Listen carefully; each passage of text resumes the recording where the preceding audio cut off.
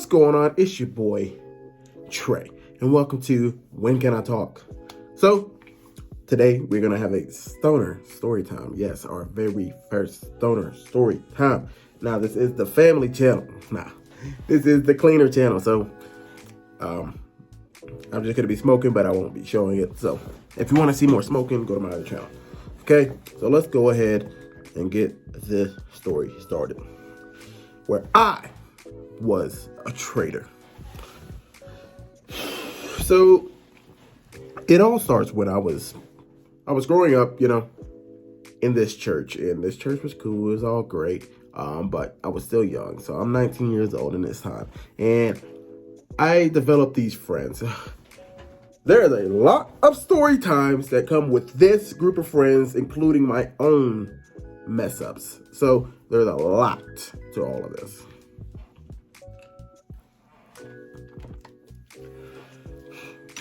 Okay, we're back. There's a lot of stories that come with this 2-3 year era. A lot. Today, we're going to focus on me, and then the next one is going to get wild. But this story will help the next story. So, believe it or not, I was going to the church, and I was a youth leader, right? Whole thing, shebang.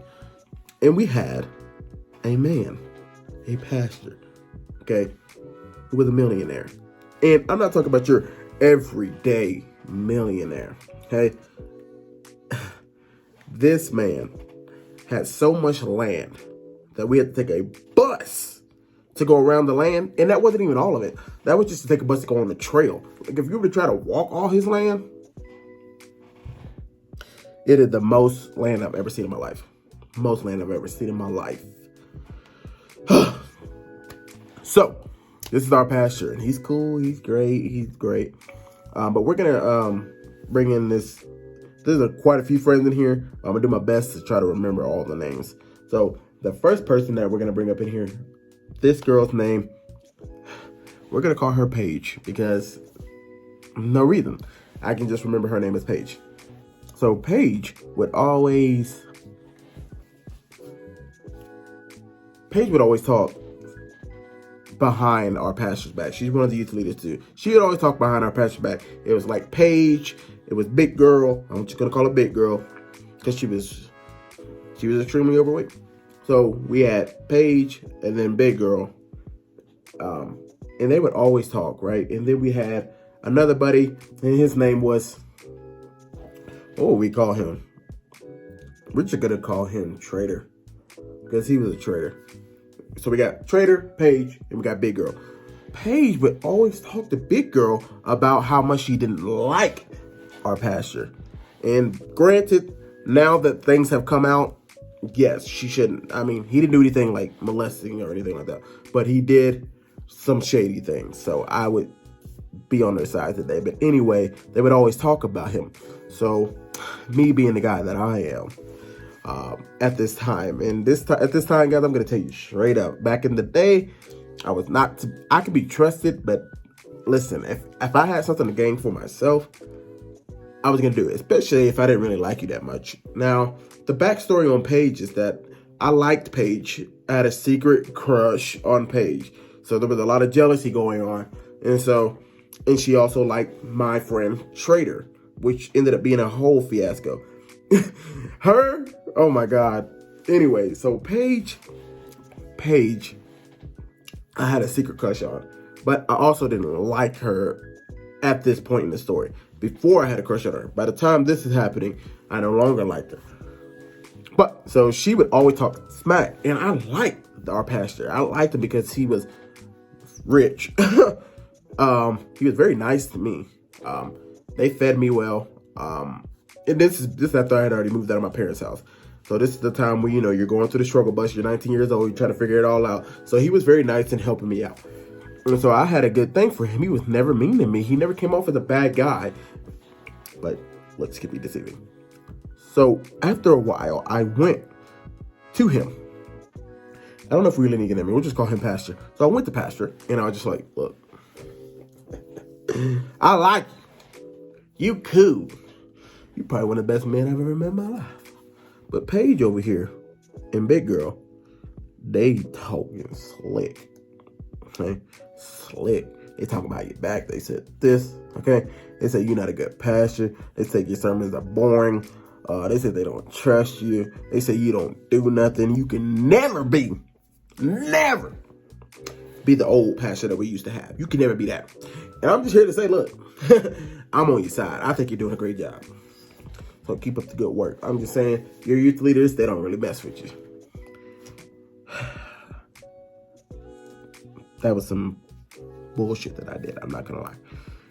So anyway, time goes on. And then one day, I'm at work. I get approached. I'm at work. I get off. I'm sitting in the parking lot. We talking. And eventually it comes up and goes, Paige brings up and she's like, hey, I heard that you went to our pastor and said that we've been talking slick behind him. I'm like, hey, bro, look, I ain't saying nothing. First of all, I ain't no snitch, especially on myself. I am a snitch. But in this case, I'm not snitching on myself. Plead the fifth. And so she's like, we already know. And this is what I hated about this stupid church.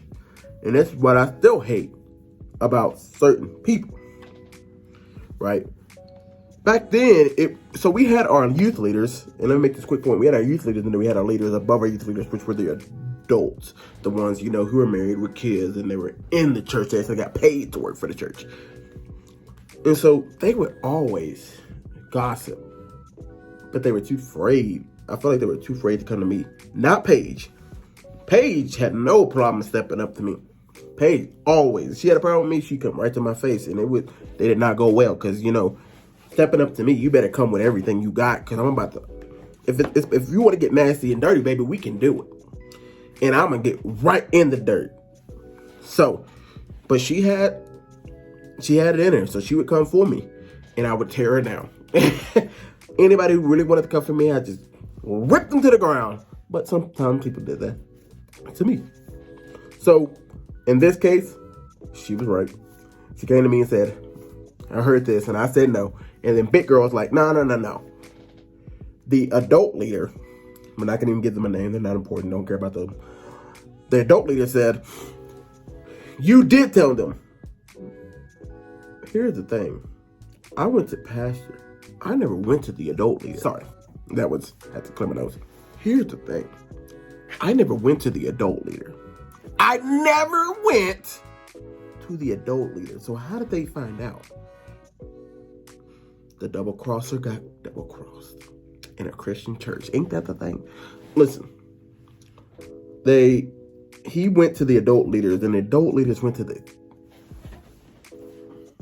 This is what's so jacked. This is why I preach so hard.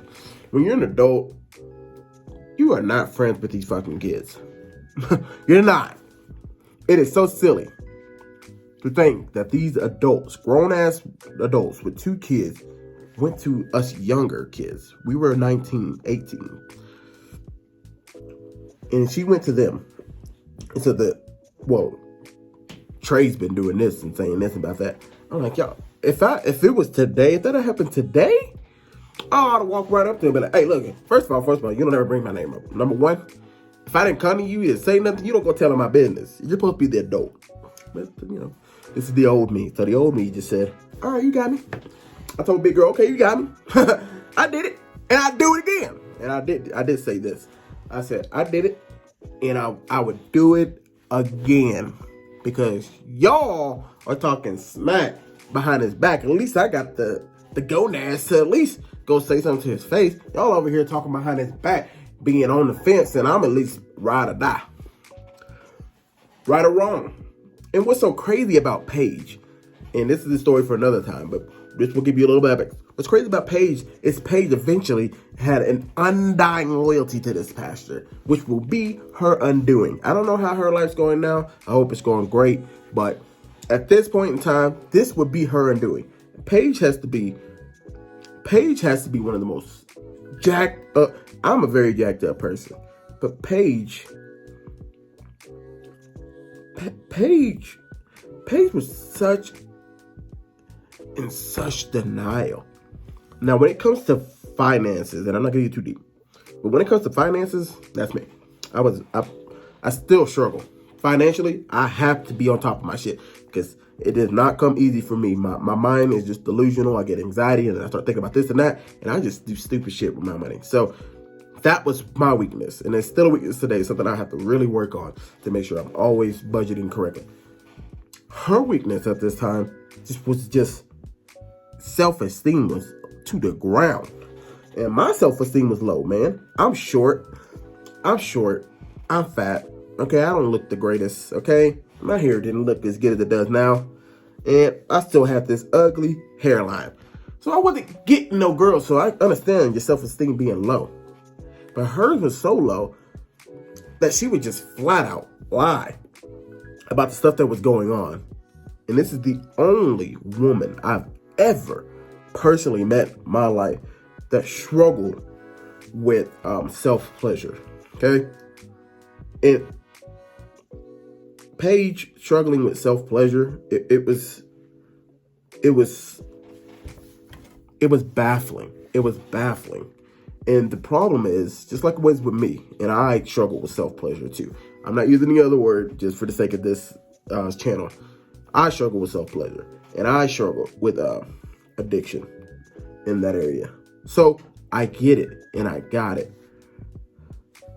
However, she would use that to manipulate more than I would. I kept that out because I was embarrassed of it. She loved it, so she embraced it. So she would use this on boys, young men at the time. She would use this on young men and then straight up lie about this stuff. So the fact that she got on my case about this pastor and me sticking up for him, and when she ended up sticking up for this pastor in the most worst case scenario you could have, it's just baffling to me. That's what I didn't understand about her low self-esteem. She would go out of her way to make you feel bad about something and then do the exact same shit on like a worse level. And you're just like, but you were saying me. You said I was deceptive. I was a liar. I was this. I was that. And that's fair. I was all of those things if you want to call me that. Fine. I know I was a terrible person. However, for you to say all that and then also do the same shit, but even worse than I did, I've never met anyone like Paige. Paige is one of the people I would never, if she's still the same, and I'm sure she feels the same way about me, she's one of the people I would never, ever want to see or talk to or meet again. If I saw her, I would think, well, her life, and as far as I know, and from what I've heard here recently, her life is boom, exploding in her face like mine did. Of course, mine didn't look as bad as hers did because I don't have that fake persona of being everything's okay. Everybody knew my life was fucked up. There's no lying. Everybody knew my life was fucked up. I just could not put money together because I'm so terrible at it. So my life was fucked up. I never gave off anything. But what the problem is, when you live in a good old boy town, people like me, of course, I'm black and everything. So, they're not going to really care. They're not going to really protect me like that. I'm supposed to be poor. I'm supposed to be that. I'm just a black kid making it in the hood, whatever. Her, they propped up on this pedestal and they tried to protect her. They tried to protect her like she wasn't that person. And this, oh my gosh, guys. This moment that I'm talking about right now, I'm telling and getting caught and getting called out, this moment would lead to the entire fall of this entire community in this entire church. That's why I'm telling this story first. Me telling on Paige, I sound like a little kid. Me telling on Paige and Big Girl about talking behind the pastor's back. And the series of events that happened after that is what led to the total destruction of this church. But it started, I don't think it started with me. I'm not here to be that fucking prideful. I will say I had an impact for sure, though. We all did. And the demise of that church is crazy.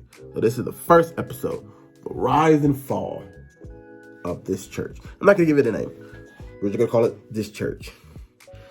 And I want to show you how just small things in this whole good old boys club and all this shit can break it down. So let's wrap this story up. So okay, After big girl told me what she told me, right? And they said that they found out and the adult leader told them and all that. I said, yeah, I'd do it and I'd do it again. Honestly, what happened after that, look, we were still friends because I didn't lie. I said what I did was wrong.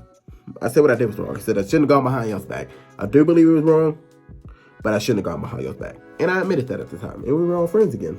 But that moment would lead to the absolute destruction. And so what I'm going to try to do, guys, is drop. I'm going to go ahead and tell the story of the rise and fall of this church. And there's thousands of stories within that. But I'm going to stick to just the rise and the fall. I've done the rise and the fall of a call center. So we're going to do the rise and the fall of my time at this church. And ultimately, this church destructing. Thank you for coming by. This has been Stoner Storytime. I didn't do a whole lot of smoking. I'm already pretty fried. But I hope you enjoyed. I'll see you guys on the next one. Peace.